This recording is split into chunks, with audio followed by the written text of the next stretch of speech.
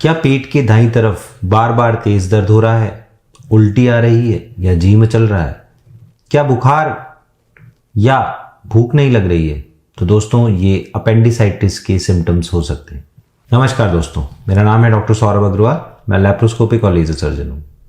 आज इस वीडियो में हम जानेंगे कि अपेंडिक्स क्या है, अपेंडिसाइटिस क्या है और इसके क्या क्या नुकसान हैं जो हमारी बॉडी में हो सकते हैं। तो दोस्तों, अपेंडिक्स हमारी बड़ी आंत में एक छोटा सा हिस्सा होता है जो कि एक नलीनुमा हिस्सा होता है और वो ब्लाइंडली एंड होता है। इस नलीनुमा हिस्से में जब इन्फेक्शन हो जाता है तो उसे अपेंडिसाइटिस कहते हैं। ये अपेंडिक्स का जो दर्द होता है ये हमारी नाभि पे स्टार्ट होता है और फिर दाईं तरफ नीचे वाले हिस्से में जाता है। इस हिस्से में जब दर्द होता है तो हमारे को भूख नहीं लगती है और कई बार हमारा जी मचलता है, उल्टियां होती है। लेकिन बच्चों, बुजुर्गों और महिलाओं में कुछ एटिपिकल सिम्टम्स भी हो सकते हैं जिसके कारण इसका डायग्नोसिस कई बार डिफिकल्ट हो जाता है। अगर अपेंडिक्स में सूजन है तो हमारे जो TLC काउंट्स है वो बढ़ जाते हैं, लेकिन ऐसा भी सामान्यतः हर केस में नहीं होता है।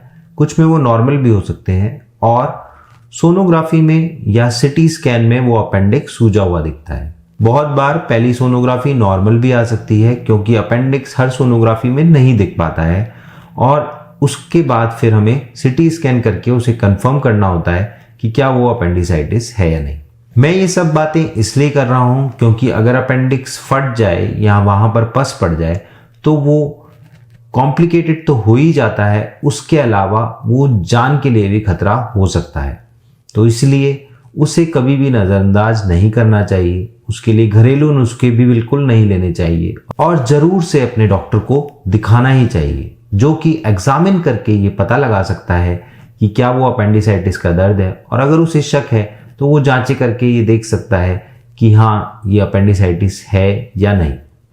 अगर अपेंडिसाइटिस हो गया है तो अनकॉम्प्लिकेटेड अपेंडिसाइटिस का एकमात्र ही इलाज है अपेंडिक्स की सर्जरी, क्योंकि अपेंडिक्स हमारे शरीर में एक वेस्टिजियल ऑर्गन होता है और उसकी हमारे शरीर में कोई खास रोल नहीं होता है। तो इसलिए सर्जरी करके उस अपेंडिक्स को निकाल दिया जाता है। ये सर्जरी प्रमुख तौर पे दो तरीके से होती है, एक ओपन सर्जरी और दूसरी लैप्रोस्कोपिक सर्जरी। ओपन सर्जरी में चीरा लगा के अपेंडिक्स को निकाला जाता है और लैप्रोस्कोपिक सर्जरी में छोटे छोटे छेदों से दूरबीन के द्वारा अपेंडिक्स को निकाला जाता है। अगर अपेंडिसाइटिस में कॉम्प्लिकेशंस हैं या लंप बन गया है तो कंजर्वेटिवली भी मैनेज किया जाता है और फिर बाद में इंटरवल अपेंडिसेक्टमी की सलाह दी जाती है। अगर वहाँ पे पस पड़ गया है तो एंटीबायोटिक्स वगैरह शुरुआत करके उस पस को भी ड्रेन किया जाता है और कई बार ऐसी कंडीशन में अपेंडिक्स नहीं भी निकल पाता। अगर अपेंडिक्स फट गया है तो एक इमरजेंसी सर्जरी करके भी अपेंडिक्स को निकालने की ज़रूरत पड़ती है।